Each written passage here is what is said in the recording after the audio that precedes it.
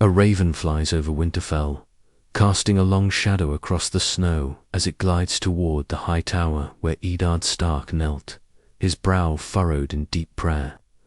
This wasn't the Ned Stark we first knew, the Warden of the North, the unshakable symbol of honor. No, this was a man haunted by a dream that came again and again. In this dream, the Iron Throne sat under the open sky, and atop it, not Robert Baratheon, not Cersei, not Daenerys, but Jon Snow, his bastard son, his supposed bastard son. The dream was too vivid, too real. Jon didn't wear the black of the Night's Watch in this vision. He was cloaked in silver and red, the banners behind him bearing a direwolf intertwined with a dragon. The people below bowed not in fear but in loyalty, in love, and beside him, a shadow of someone familiar, Rhaegar Targaryen's face blurred. Between pride and sorrow, Ned jolted awake, each time with a pounding heart and the same words echoing in his ears. The North remembers, but the South forgets. Blood knows blood. What in the seven hells did it mean? He tried to dismiss it. Dreams were not truth. He had raised Jon as his own, had carried the secret of his true parentage like a second sword, heavier than ice itself. Only he and Howland Red knew the truth of that bloody day at the Tower of Joy. Jon Snow was not his bastard, but the son of Lyanna Stark and Rhaegar Targaryen, a son born in war, hidden in peace. But then came another dream. This time, Jon sat the throne while fire danced behind him. Not wildfire, not destruction, but rebirth. People who had once warred, Lannisters, Tyrells, even Greyjoys, stood behind him, not with blades, but banners. Ned began to wonder, was this a sign from the gods? Had he made a mistake shielding Jon from his truth? Had the kingdom paid the price? And then came the dream that changed everything. In it, Jon faced Daenerys, her dragon looming over King's Landing. She reached for the throne, but it burned in her grasp.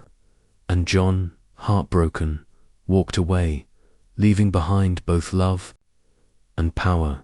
The realm fell into chaos. Arya bled in the snow. Sansa screamed in chains. Bran's eyes turned black, not green dot. Ned woke with a scream. His breath fogged in the cold room. He was sweating despite the chill. The weight of the future, one that hadn't happened yet, crushed him. Could he change it? Should he? Oh my God. Imagine if Ned Stark knew the truth before Jon even took the black. What would he have done? Could he have prevented everything? The Red Wedding, the Mad Queen, the Great War. He summoned Maester Luwin, trembling. Send word to Howland Reed. I must see him now. Something in Ned Stark shifted that night. He no longer walked Winterfell like a man bound by duty. He moved like a man running out of time. He began writing. Letters to Jon, to Benjen, to Stannis. He studied the Targaryen family trees with an obsession that frightened even Catelyn. He took Arya and Bran out of sword practice and spoke to them about legacy, blood, and the price of truth. He looked at Sansa and saw not a pawn for Joffrey but a queen of diplomacy. The wheels in his mind had begun turning. He had seen what lay ahead, and he would not let that vision come true. But in this version, he wouldn't go to King's Landing a blind man. He would go as a Stark with fire in his blood and the future in his hands. And what he did next changed everything. Ned Stark rode for King's Landing with a purpose far heavier than honor.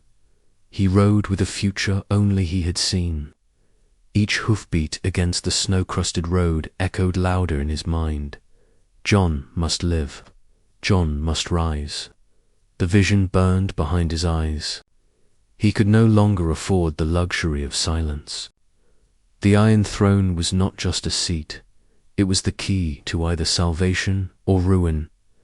As the towers of King's Landing pierced the horizon, Ned felt a dread he hadn't known since the rebellion. He remembered Robert's voice filled with vengeance, screaming for the heads of all Targaryens. What would the king do if he learnt Jon's true bloodline? Rhaegar's son, alive and well under Ned's roof. Would he rage, or worse, would he act? He clenched his jaw. There could be no mistake. Robert must never know, not yet, but he had to act. The pieces had to move. Within days of arriving, Ned quietly met with Grand Maester Pycelle. He asked for scrolls, bloodline charts, records of births and legitimizations, anything that tied the old Targaryen dynasty to legal succession. Pycelle gave him a puzzled look, but complied. Ned's name still carried weight, for now, in Littlefinger's whispers. Ned heard of tensions rising in Essos, whispers of a silver-haired girl gaining strength, Daenerys, the blood of the dragon, rising again, and Ned, for the first time, didn't see a threat. He saw a test, one Jon would face, one he must face. But then it happened. A letter arrived from Castle Black. Jon had taken the oath. It hit Ned like a blade to the chest. All those dreams, all those visions, and now Jon had bound himself to the Night's Watch, sworn away land, titles, and the very throne that could be his. How could he rule now? Oh my God! Just imagine Ned's heartbreak here. He saw the throne in Jon's future, but now his son had just sworn off everything that could make it real. And yet, the gods don't show things without reason. Ned remembered another part of the vision. The wall, it had cracked.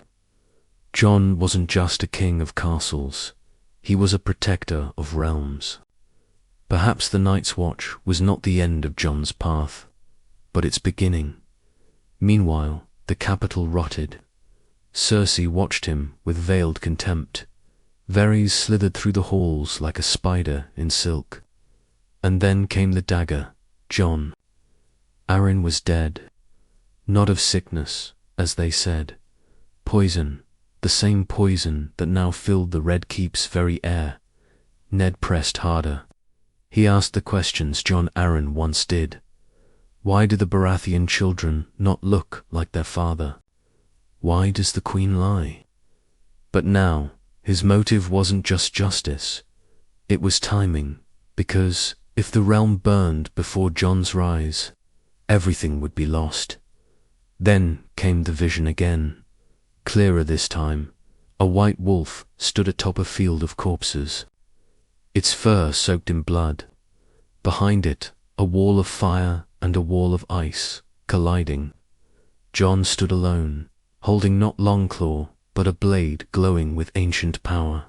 And he whispered, "I never wanted it, but I was born for it." Ned fell to his knees. This wasn't about politics. This wasn't even about thrones. It was about survival, and the boy he called son, the boy the world ignored.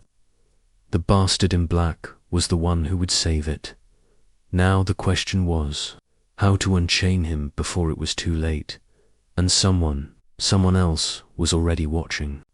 From the shadows, the air in King's Landing thickened with tension, each day growing heavier than the last. Ned had seen war before, smelled its approach in the silence before the storm. This was the same. The realm stood on a blade's edge, and only he knew what waited at the other end. In the shadows, Varys moved.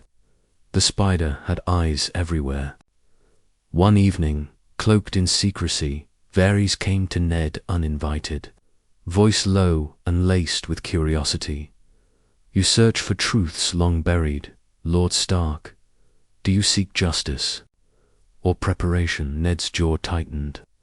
"I seek to stop what I've already seen," The eunuch raised an eyebrow, intrigued. Then perhaps we are not enemies. For the first time, Ned allowed a sliver of trust.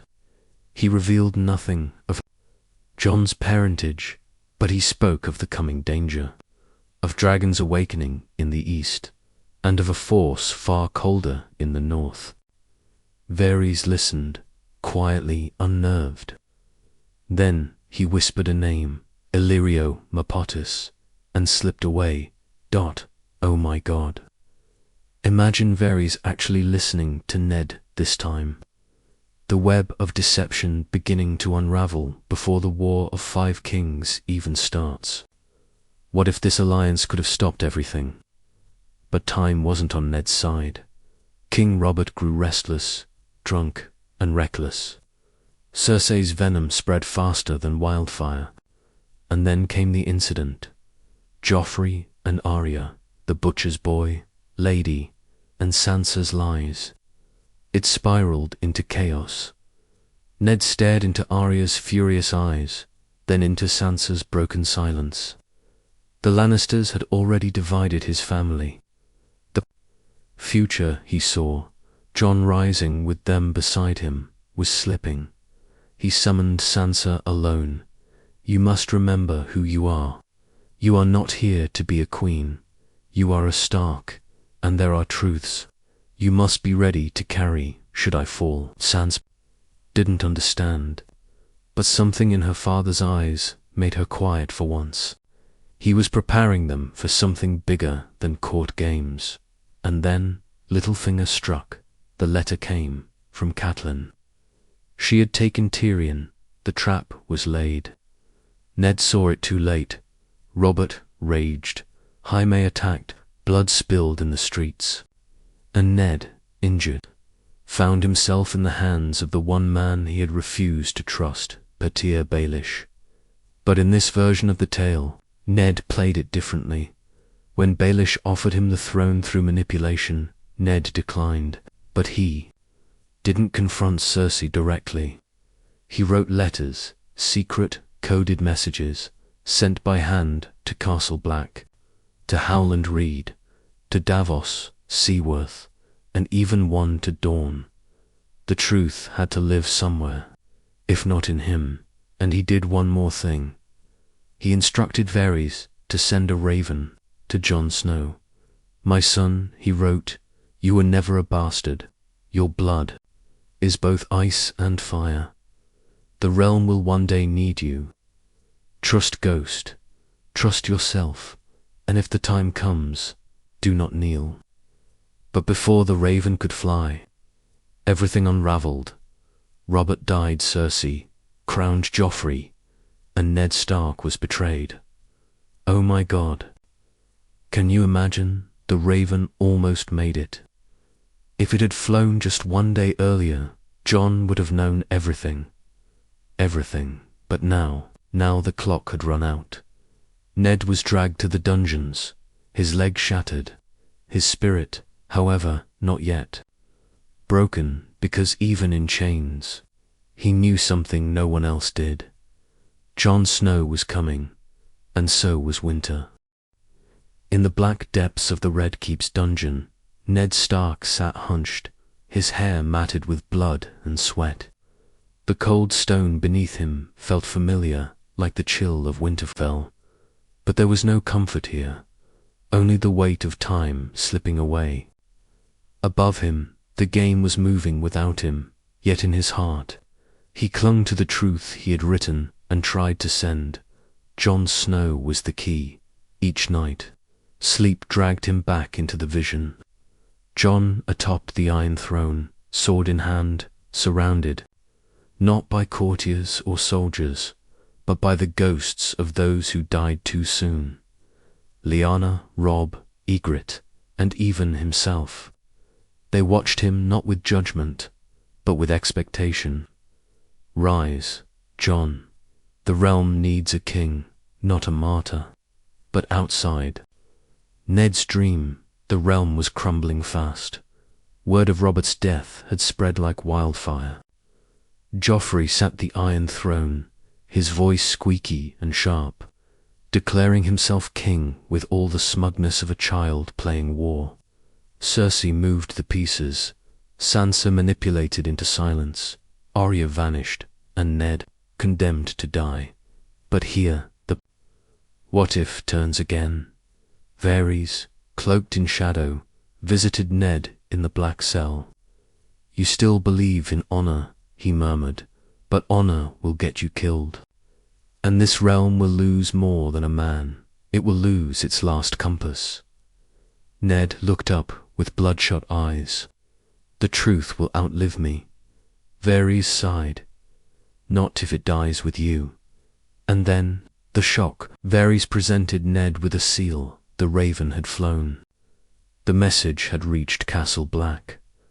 Jon had received it.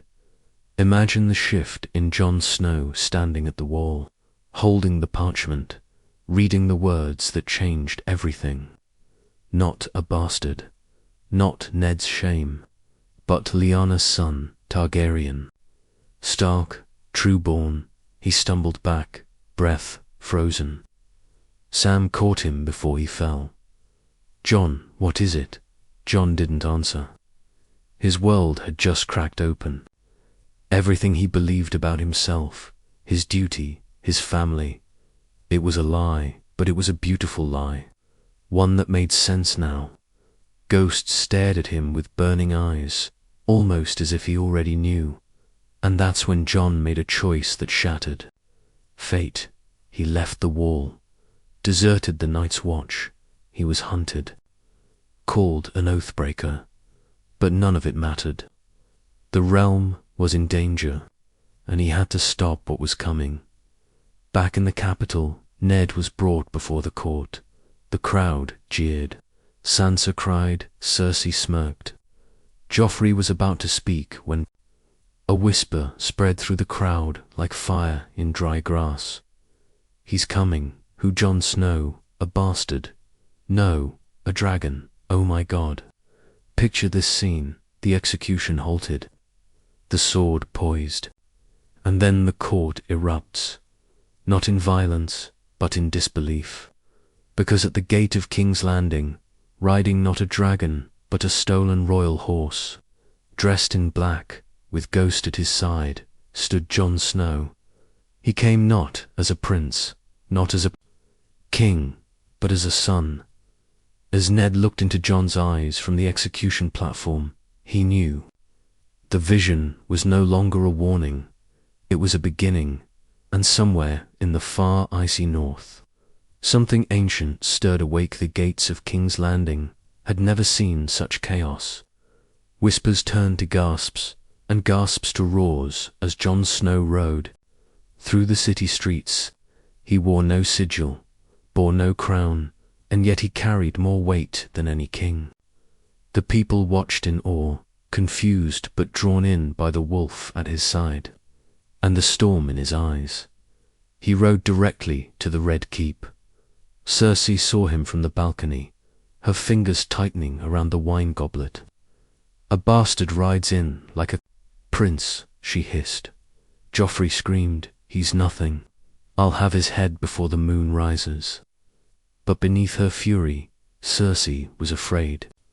She had heard the name whispered before, Jon Snow, the son of Lyanna Stark. Her dead husband's ghost still haunted her chambers. If this boy proved to be what she feared, the entire Lannister plan could fall apart. Jon was escorted into the throne room, not as a prisoner, not as a guest, but as a storm. Varys, standing in the shadows, watched with the faintest glint of something rare in his eyes. Hope. The court fell silent. Jon knelt, but not before the king. He knelt before Ned Stark. The room gasped. "My lord," Jon said, voice low but steady, "I am not here to save you. I am here because the truth demands it." Ned's chains rattled. He stared at the boy. No, the man who had once been just his ward. But now he was something more. Oh my God. Just imagine the tension. The court doesn't know what to do. A boy sworn to the Night's Watch had returned, a Targaryen heir in disguise. And now, standing before the Iron Throne, Jon pulls from his coat. The letter, the truth, he says, raising it high, written by Lord Eddard Stark, Warden of the North, the man you would execute for treason. The court stirs. Pycelle steps forward, squinting at the seal. This is his hand. Varys nods solemnly. It is true. Cersei lunges forward. Lies. He's a deserter. His blood is mud, his name a stain. But the letter is read aloud. Ned's confession, Lyanna's secret, Rhaegar's love, and Jon's name. Aegon Targaryen. There's a silence that follows, thick and suffocating. Even Joffrey is speechless. The Game of Thrones had just tilted on its axis. The small council erupts into argument. Some demand Jon be arrested. Others demand the Queen step down. The High Septon faints, and all the while Jon simply watches. Calm, because he didn't come to claim the throne. He came to stop the madness. He turns to the court. I will not take this throne, not now. But you all must choose. The realm survives, or it burns. Because while you argue over names and crowns, something older than all of us rises in the north. And if we do not stand together, we will fall. A hush dot, then someone claps. Renly Baratheon, followed by Seer Davos, who had just arrived from Dragonstone. Even Tyrion, seated in the shadows, cracks a smile.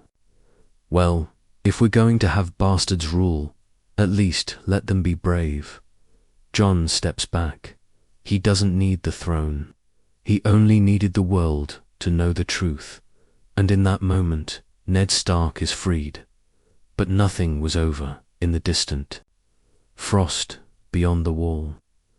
The dead moved faster, and they had a king too. Winterfell lay beneath a sky bruised with snow, its towers silent as though holding breath.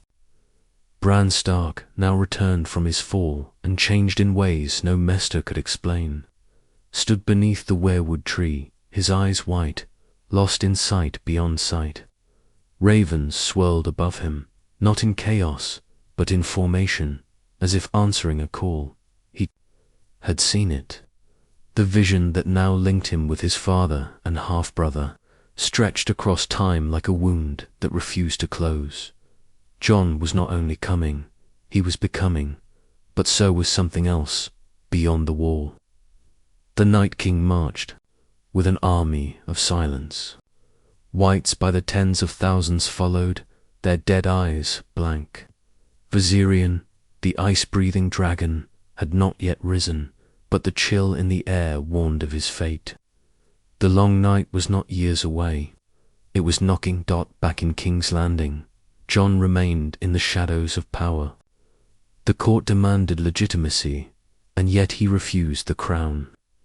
The throne, he told Ned, has claimed enough blood. I won't let it claim mine. But whispers spread. A Targaryen heir, Stark raised. A king who wouldn't rule. That kind of man terrified the realm more than a tyrant. And then Daenerys arrived, with dragons overhead and the Unsullied at her heels. She entered the city not as a conqueror, but as a reckoning. Jon stood atop the steps of the Great Sept to greet her.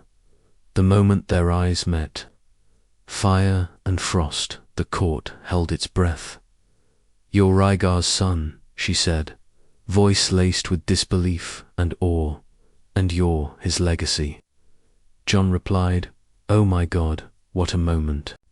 Two lost heirs of a broken dynasty, standing in the heart of their enemies, surrounded by those who would see them both dead. The power of that silence, unbearable. They walked side by side, and the city didn't know whether to kneel or run Dot privately. Ned met Daenerys. He told her everything. Lyanna's death, The Tower of Joy, Jon's mother's final words. And Daenerys for once listened. Tyrion, watching the dance of power, whispered to Varys, "This is either the end of the realm, or its rebirth." But power never sleeps for long. Cersei plotted, Jaime hesitated, and Sansa, summoned from Winter, arrived with one goal: to protect the North. She didn't trust Daenerys. She barely trusted Jon now. But she trusted her father, and Ned Stark now stood with fire behind him. That night, Bran dreamed again. This time the wall cracked. The Night King had touched the threshold. Winter had broken through, and the war they thought they had years to prepare for was now. Ned sat with Jon, placing a hand on his shoulder. "You once asked me why I never told you. It was not shame, it was protection. But now you must be. More than Jon Snow, you must be what this world has never known. A ruler who does not want to rule, and a hero who does not want to be loved." Jon's hands trembled. "I'm not a hero. You're more," Ned whispered. "You're the last chance." Suddenly, a horn blew. A rider entered the Red Keep. Frostbitten, bleeding, they've broken east. The White Walkers are coming, and this time, no wall would stop them. Panic swept through the Red Keep like wildfire. The message was clear. Eastwatch had fallen. The wall no longer held. The North was exposed, and with it, the entire realm stood, naked before death. No longer could anyone pretend this war was myth or fear-mongering. The dead were real, and they were moving. Jon stood before the gathered lords, his voice low but certain. "We don't have the luxury of sides anymore. Stark, Lannister, Targaryen, those names mean nothing to the dead." Daenerys nodded beside him. "We ride north, all of us." Even Cersei was forced into a corner. Her smug defiance cracked beneath the weight of undeniable truth. Jaime, standing near the map of Westeros, finally made his choice and walked away from his sister. He would ride north, to fight, to redeem himself. Oh my God. Imagine the look on Cersei's face. Alone, abandoned by the one person she always controlled. Her power slipping, her enemies uniting, her kingdom no longer hers, as armies prepared to march. Ned Stark did something no one expected. He chose to stay behind. "You don't belong in the shadows anymore," he said to Jon. "You belong in front, leading." Jon tried to protest, but Ned stopped him. "I've kept the past for too long. Now you carry the future." And so they rode the greatest union of armies Westeros had ever seen. The Northmen, the Unsullied, the Dothraki, the Knights of the Vale, and even some Lannister bannermen. Tyrion and Davos rode together. Arya rode with ghosts by her side, her eyes always scanning the tree line. Bran, carried on a wagon, drifted in and out of visions, and she flew. Dragons soared overhead, shadows on the snow, fire cutting through the cold. As they reached Winterfell, the people gathered. The gates opened, but the reunion wasn't one of peace, it was of urgency. Bran, barely present in his own body, spoke the words no one expected. "He knows." Everyone fell silent. "Knows what?" Jon asked. Bran turned to him, eyes ancient. "He knows who you are. The Night King. He's coming for you." Jon's breath caught. "Why me?" "Because you are the balance. You are both ice and fire, the last to carry both." He seeks to end the song before it finishes. It hit everyone like a hammer. Jon wasn't just a threat to the throne. He was a threat to the Night King himself. The battle lines were drawn. once the seat of isolation and memory, now became the heart of the realm's last stand. Siege weapons were built, dragonglass forged, swords sharpened, fires lit dark, and Jon, for the first time, stood where he had always been meant to be, not on the Iron Throne, but in front of the people, ready to die for them. The night before the battle, Arya found him staring into the flames. She sat beside him, silent for a while, before asking, "Do you believe you'll survive this?" Jon turned to her, a small smile cracking his solemn face. "Doesn't matter, so long as everyone else does." Arya handed him a dagger. "Then kill him." The wind howled. Snow began to fall harder, and from the forest beyond Winterfell's walls came the sound of horns. The dead had arrived. The night fell like a burial shroud over Winterfell. The fires on the walls flickered weakly against the cold winds, and every soldier, every child, every soul behind those stone walls felt it. Death was coming. The ground itself seemed to whisper with the footsteps of the dead. An army that did not rest, did not bleed, did not fear. Jon Snow stood atop the battlements, Ghost at his side, eyes locked on the horizon. Beside him, Daenerys descended with Drogon, her silver hair whipping in the wind. Rhaegal circled overhead. The last dragons of the realm prepared to face the end of all things. And then, silence, no drums, no war cries, just a white wall of mist creeping toward them, until a single figure stepped forward from the fog, the Night King. He raised one hand, and the battle began. The first wave of whites slammed into the defenses like a tidal wave of flesh and bone. The Unsullied held the line, their discipline unshakable even as their brothers were torn apart. Arya danced through the chaos like a ghost, her blade a blur. Brienne and Jaime fought side by side, their swords drenched in black blood, and overhead, the dragons screamed. Jon flew Rhaegal into the storm, crashing into Viserion, now undead, blue flames pouring from his rotting maw. The dragons clashed mid-air, shaking the very sky. Fire met ice, life met death. Oh my God, just imagine this. Jon, no longer a bastard, no longer a watcher on the wall, now a prince of both bloodlines, soaring on a dragon, facing his family's twisted legacy, his mother's sacrifice, his father's shame.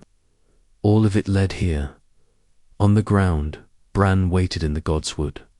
The Night King had come for him, just as he had foreseen. But Jon broke away, diving from Rhaegal into the snow, sprinting through the chaos, cutting down whites as he made for the weirwood tree. Sansa, safe in the crypts, heard the screams of the dying, heard the dead breaking through the walls. She held a blade, shaking but ready. Tyrion lit the last of the wildfire caches. If the keep fell, so would the enemy in green fire. And then Jon reached the Godswood. Bran sat motionless. The Night King stood before him, silent and cold. Jon stepped into the ring of trees. "No more running," he said. Raising the Valyrian steel sword Longclaw, the Night King turned, and for the first time he smiled. Their battle was not swift. It was fury, it was silence, it was history crashing into prophecy. Blades clashed, ice cracked, the wind screamed. Jon fought like the wolf he was, but the Night King was older, crueler, patient. He struck Jon down. The sword fell, Ghost howled, and Bran opened his eyes. "I remember you," Bran whispered. The Night King froze. "You were once a man, a brother, a Stark." And then Arya leaped from the shadows, the dagger in her hand, Valyrian steel gleaming. But this time, The Night King caught her. Jon rose, bloodied, broken, but not defeated. He roared and plunged the fallen sword into the Night King's heart, and it shattered. The dead collapsed, the frost melted. The battle was over, winter had come, and it had been defeated. Jon stood alone, the snow now turning to ash. Around him, silence. He didn't smile, he didn't weep, he simply breathed. Oh my God, what a moment. Not a coronation, not a cheer. Just a man who had done the impossible, not to rule, but to protect. Weeks later, the realm gathered in the dragon pit. Daenerys chose to return to Essos, to build, not rule. Tyrion declined the throne. Bran, wise but distant, refused. And so they turned to the one man who had united them, not with a crown, but with sacrifice. Jon Snow, he said no, but the people said yes, and so he ruled. Not as a king of gold, but of snow. A man of ice and fire. Ned Stark's vision had come true, and this time it saved them all.